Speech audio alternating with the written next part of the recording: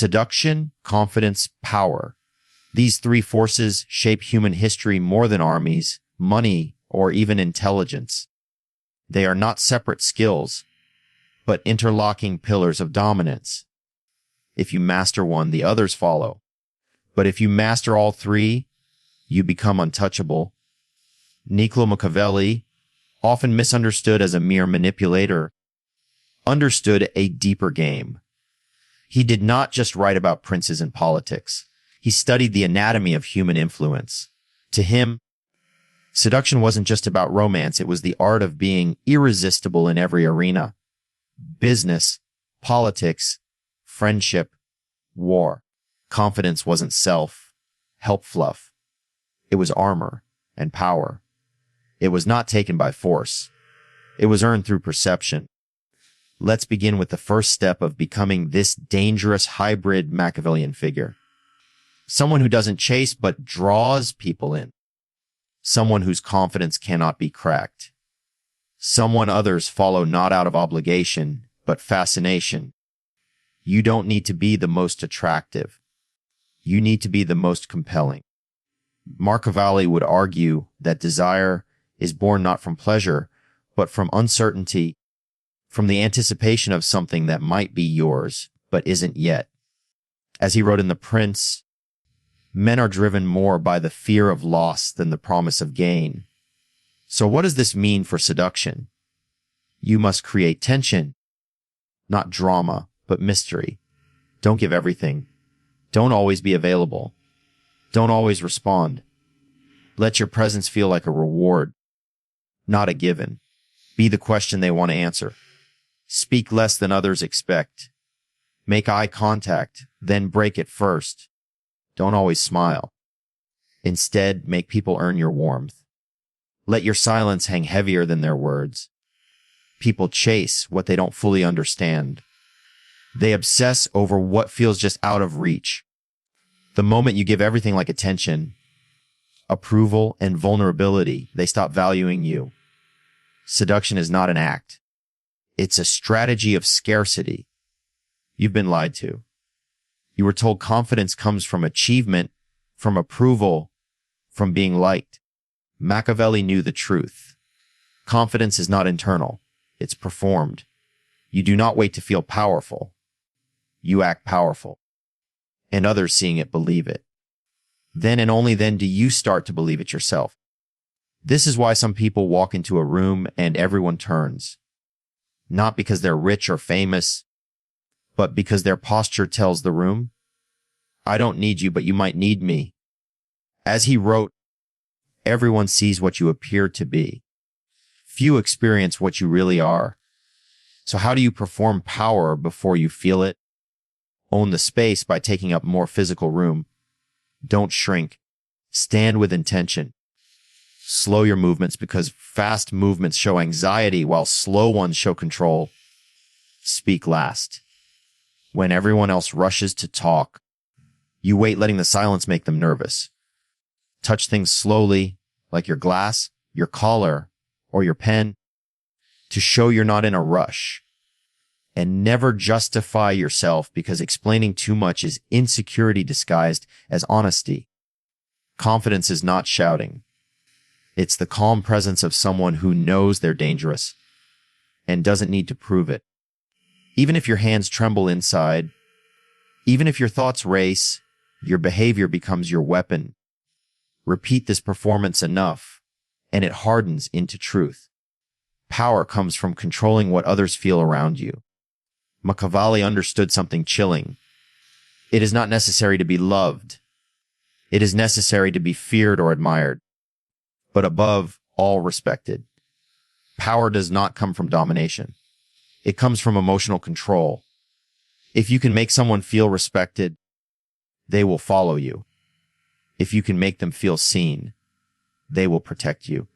If you can make them feel less than you, they will obey you even while smiling. To do this, you must master your own emotions first. Never show jealousy as it signals weakness. Never show desperation as it signals dependence. Never show outrage as it signals a loss of control. And never show admiration too easily as it signals lower value. When someone tries to provoke you, be colder. When someone praises you, be still. When someone disrespects you, look at them like they've embarrassed themselves. Your reactions create your power. Every person who flinches at an insult, begs for attention, or smiles too wide becomes immediately forgettable. But the one who looks bored while others scramble, that's the one they call powerful. Be the spider, not the fly. Build emotional traps.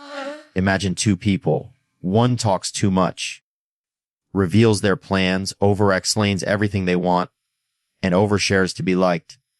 That's the fly. The other listens, smiles faintly, asks questions, gives little, watches how people respond, waits. That's the spider. Machiavelli would never tell you to control people directly. That's brute force. Instead, build webs. Give compliments that have double meanings. Ask questions that make people reveal their motives. Mirror their body language to build trust without words. Withdraw slightly when they get too close and they'll chase. Let people think they're leading while they're walking into your trap. And when they get entangled, don't pull, just observe. This is seduction elevated. This is psychological warfare. This is where influence turns into dominion. Not because you told people what to do, but because you made them want to. In just this first movement, we've already disarmed the usual ideas of influence. Seduction isn't about attractiveness. Confidence isn't about feeling good. Power isn't about forcing control. They're all about manipulating perception. If you appear rare, people desire you. If you appear unbothered, people admire you. If you appear above, people follow you. And here's the dark truth. You don't even need to be those things at first. You just need to play the part until the part rewires your reality. The game is psychological. The rules are invisible. And Machiavelli handed you the blueprint. Let's now step further into the Machiavellian transformation, where seduction becomes effortless, confidence becomes unshakable, and power is no longer a goal but a default state. You've already seen how to shift perception, but now we move into internal mastery, where your energy becomes so potent that others adjust themselves around it without understanding why. This is not about pretending to be powerful anymore. This is where you become it. Emotional control is the final form of confidence. Anyone can look confident when things are going well, but real Machiavellian confidence is tested under pressure when you're insulted, ignored, embarrassed, or challenged. And here's the trap most fall into. They react, they get defensive, they try to prove themselves. They raise their voice, lean in, explain too much. Machiavelli's genius was in recognizing that the most dangerous men don't react. They absorb and choose when to respond.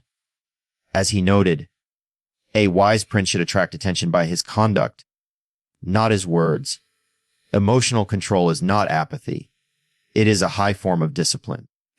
It is the ability to experience the same chaos as everyone else, but remain unmoved and unreadable. To cultivate this, when insulted, don't correct them. Let the insult linger in the air and smile faintly. When someone tries to impress you, stay neutral and don't validate them quickly. When something rattles you internally, delay your response and let time dilute your reaction. Over time, you become a fortress and people will feel it. They'll think twice before disrespecting you. They'll crave your approval. They'll fear your silence because you've trained yourself not to flinch. That is confidence that doesn't break, even under fire. Seduction is not always sexual. It's influence without resistance. When most people hear seduce, they think of attraction in a romantic sense. But Machiavelli's idea of seduction went far beyond that. To seduce is to make someone want to align with you, to make them lower their guard, to make them believe you are the answer to what they seek. Whether it's status, love, validation, security, rebellion, or power. This is why the most seductive people in history, like Cleopatra, Casanova, and Julius Caesar, weren't always the most beautiful, but they understood desire. They knew that most people live in an emotional fog filled with insecurity, boredom, fear, and longing. A Machiavellian seducer enters their world like a spell. You don't sell yourself. You sell a feeling.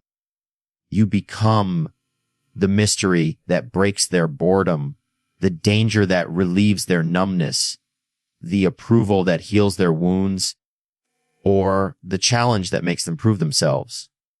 Want to become instantly seductive? Learn to speak to what they crave, not what they say. Mirror their emotional state, then slightly elevate it. Use ambiguity by saying just enough to spark curiosity. Then pull back. Avoid over-explaining your intentions and let them wonder. Most importantly, make them feel seen in a way no one else does. People fall for those who reflect back the best version of themselves. Not because you're amazing, but because with you they feel amazing. True power is built in silence, then unleashed with precision. In politics, warfare, and relationships, the people who make the most noise often die the fastest. Loud power is fragile. Real power is quiet until it strikes. Machiavelli advised rulers to appear harmless while planning ruthlessly behind closed doors. It's not deception, it's tactical invisibility. You must master the art of withholding. Withhold your long-term goals. Withhold your next move.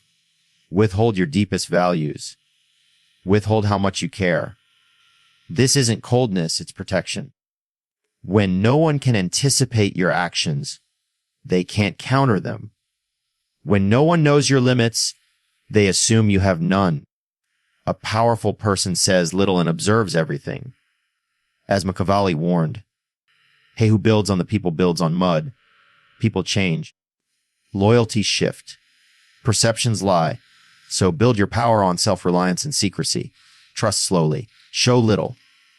And always be 2 steps ahead.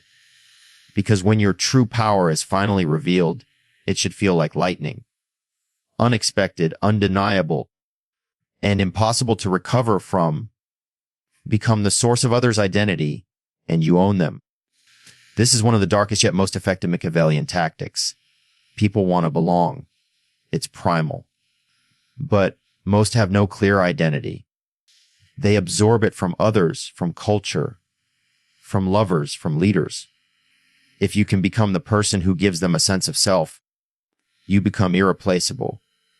You don't control them through threats. You control them by becoming the mirror through which they see their best self. Tell them you're not like the others. Give them a role. Protector, rebel, genius, seducer. Reinforce it with praise only when they behave accordingly. Withdraw when they betray that identity and watch their panic. Over time, they don't just want you. They need you to remain who they believe they are. This is how cult leaders rise, how toxic lovers trap, how kings build fanatics. Machiavelli didn't advise you to be a tyrant. He advised you to understand the mechanics of power. And this is one of the most potent, because when someone links their identity to your approval, you don't need chains. They'll chain themselves. Up to now, you've learned to wear the mask of power to shift behavior, create perception, and use psychological tactics. But here is the twist Machiavelli hinted at. Once the mask is worn long enough, it fuses to your skin. Your actions change your beliefs. Your posture shapes your presence. Your restraint turns into control. Your seduction becomes your nature. Most people try to find themselves. A Machiavellian doesn't find, he builds brick by brick, behavior by behavior until one day he doesn't need tactics. He becomes the tactic. This is what makes the powerful truly dangerous. They don't act like they have options. They know they are the option, and everyone else, consciously or not, begins to orbit around them. Now that you've begun shaping the exterior, it's time to enter the internal realm, where true Machiavellian power consolidates. Then at least, the world you're building outside must now match the core beliefs and psychological weaponry you carry within. Because here's the truth Machiavelli knew. People are not controlled by force. They are controlled by the assumptions they make about you. And when you control those assumptions without ever lifting a finger, you become untouchable. Master the power of negative space. Say less, mean more. Most people rush to fill silence, to explain, to impress, to clarify.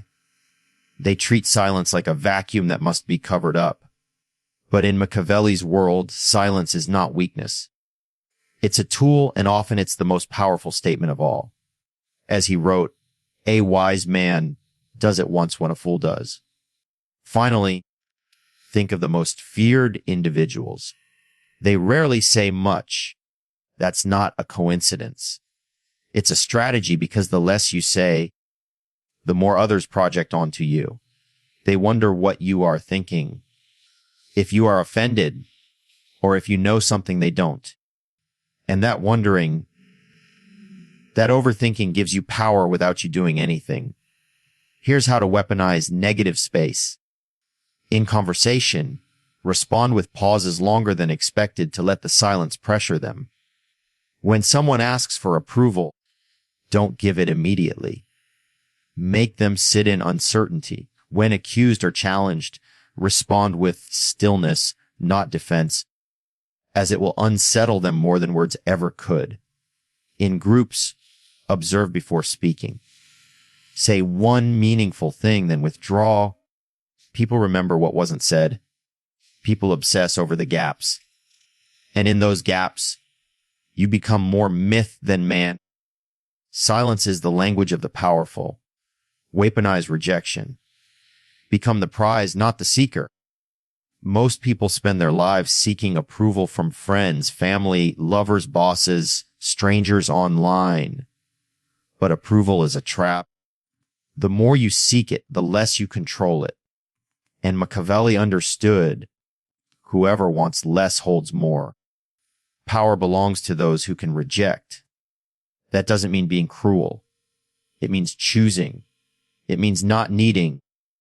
It means creating a reality where others fear your absence more than they enjoy your presence. This is how you flip the social dynamic. When someone is too eager to be around you, distance yourself. When someone fails to meet your standard, withdraw without explaining. When you're invited somewhere, delay your answer to let them feel the cost of your presence. When someone insults you subtly, respond with amusement, not defense, to show they failed to penetrate. Rejection makes you rare. Rarity makes you powerful. The ultimate form of seduction is being desired by many and choosing only a few. You don't chase, you pull. And when others realize they can be replaced, but you can't, they change how they treat you forever. Psychological warfare begins with self-talk. Everything you project externally, your posture, your tone, your energy begins in your inner dialogue. If your mind is polluted with insecurity, resentment, or doubt, no amount of external charm will save you. You'll still fumble when challenged. You'll still break when disrespected. You'll still seek validation to feel whole. But the Machiavellian mind runs differently. It is not kind. It is clear. It doesn't say you're enough. It says become more or be ruled. Here's how to rewrite your internal programming. Replace "I hope they like me" with "let's see if they qualify." Replace "I'm nervous with this" is how power sharpens itself. Replace "what if they reject me" with "good, they showed their value." Replace "why did they do that to me" with "I allowed it never again." Machiavelli would tell you no one owes you respect. You must earn it by becoming undeniable. And that begins with how you speak to yourself. when no one's watching. You are either your greatest general or your weakest enemy. Control the frame. Don't argue. Define. In every interaction, there is a frame, an unspoken lens through which everything is interpreted. The person who defines the frame controls the conversation without needing to argue. This is one of the most under-used forms of psychological power. Most people argue facts. Machiavellians argue context.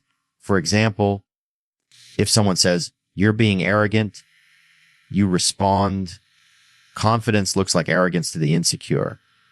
If someone talks over you, pause, go silent, and then ask, "Are you done?" To reset the dominance. If someone gossips, ask, "Why are you so comfortable telling me this?" To shift the suspicion onto them. Controlling the frame makes you the narrator of reality. And in a world where most people accept whatever script they're handed, the one who writes the script rules the stage. Don't react to frames. Break them.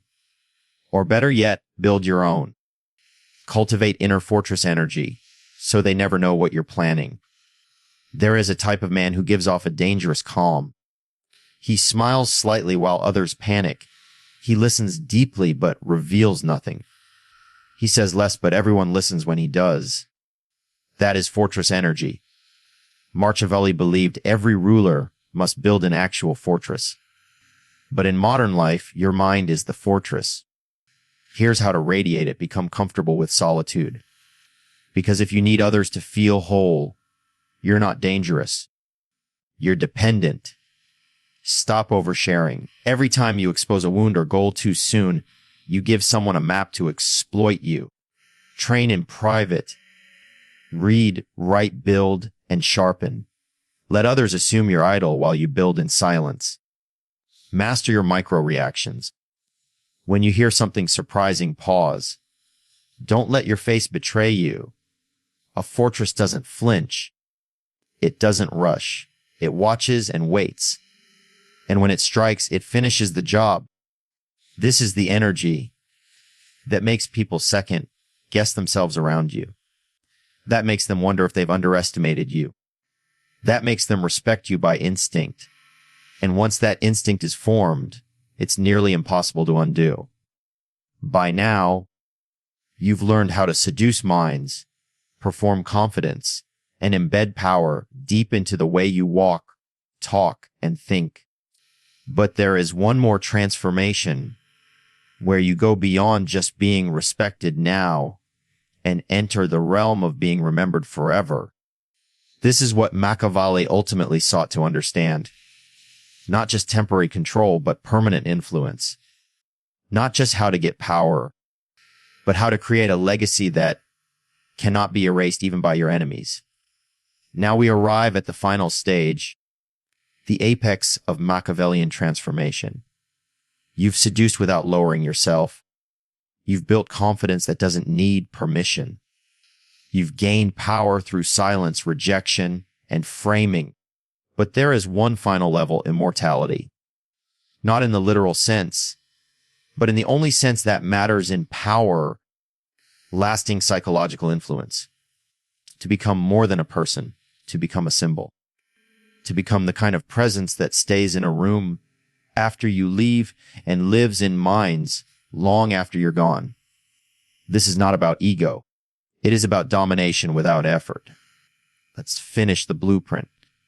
Become their standard so they compare everyone else to you. The greatest seduction is not temporary. It's permanent mental real estate. A Machiavellian doesn't want to be liked in the moment. He wants to be remembered when he's gone. He wants others to meet someone new and feel disappointed because they don't measure up to him. You must become their reference point, their internal gold standard. Here's how. When you leave some life, leave with mystery, not closure. Never over-explain your exit. Let them wonder what could have been. When you enter, be unlike anyone they've encountered. Speak less, see more, and reveal nothing. Be the one who made them feel something they didn't expect, like awe, fear, approval, danger, or possibility. Make them laugh, challenge them, silence them, and then withdraw. Why does this work? Because the mind latches on to contrast. And if you are truly distinct, even in your silence, they will search for you and everyone else and always come up short. This is how you haunt people. Not like a ghost, but like a standard no one else can meet. Make your presence a performance and your absence an event. There are two kinds of people. Those whose presence is background noise, and those whose absence is felt like a missing organ. Machiavellians design their impact. They know when to appear, how to speak, when to vanish. Presence is a weapon, not a routine. To cultivate this, appear rarely, but powerfully. Don't be overly accessible, as scarcity builds mystique. Enter a room with stillness, not energy, because calmness carries more weight than excitement. Leave before you're forgotten. Always exiting with your value preserved, not eroded. When silent, stay silent long enough that they begin missing your voice. When you disappear, do so without warning, and let the silence become deafening. It makes people check themselves, wondering if they did something wrong. It creates discomfort and a feeling of missing your attention. It generates longing, the thought that no one made them feel what you did. Your absence becomes an echo, a disruption, a shift in the room. And that's how legends are made. Not by showing up constantly, but by becoming a phenomenon when you do. Cultivate myth. Let others fill in the blanks. One of Machiavelli's quietest strategies is this. Let others tell your story, because when people fill in the blanks, they always imagine you as more than you are. This is the power of suggestion, of myth building, of mystery. As Machiavelli wrote, a prince must learn how not to be good and use this knowledge or not use it according to necessity. You don't need to correct rumors. You don't need to explain your past. You need to control the inputs and let the mind of others do the rest. To do this, drop intentional hints that make people curious. Then change the subject. Let them overhear praise about you, but never repeat it yourself. Never clarify everything. Let mystery work for you. When accused of something untrue, respond with a smile to keep the myth alive. Myths are powerful because they're owned by the audience. If you build your reputation too directly, it looks fabricated. But if others piece it together from whispers, silences, and incomplete stories, it feels earned. And earned belief becomes unshakable. Transcend the persona, become the archetype. You started this journey wanting to be seductive, confident, and powerful. But that's not enough. At the final level, you must become something greater. An archetype. The king, the queen, the enigma, the phantom, the savior, the flame. Whatever identity suits your strategy, you must embody it so fully that others see you as more than a person. You don't just act confident. You become the person who is never shaken. You don't just play hard to get. You become the one they never got over. This is how Machiavellian power reaches mythic levels. When you're no longer seen as someone who has traits, but someone who is the trait. You are not someone who intimidates.